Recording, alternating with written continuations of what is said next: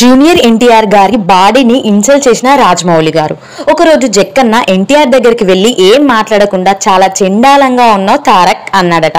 ఇదేంటి, సింహాద్రి కూడా ఇదే బాడీతో తీశారు కదా, ఇప్పుడేంటి ఇలా అంటున్నారు అని రాజమౌళి గారి వైపు చూశారు. అప్పుడు రాజమౌళి గారు ఒక మాట అన్నారట.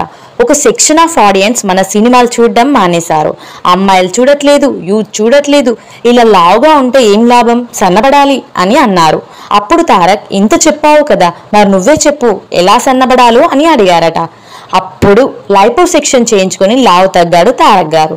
అప్పుడు యమదొంగ సినిమా స్టార్ట్ అయింది. ఎప్పుడైతే సన్నబడ్డాడో కెరీర్లో తన ఇష్టాలన్నింటినీ దూరం పెట్టి 6 ప్యాక్ కూడా చేసి సినిమాల మీద ఉన్న ప్యాషన్తో ఫిట్నెస్ మెయింటైన్ చేస్తున్నాడు మన తారక్ గారు. ఈ విషయాన్ని స్వయంగా తానే జయప్రదం షోలో చెప్పాడు.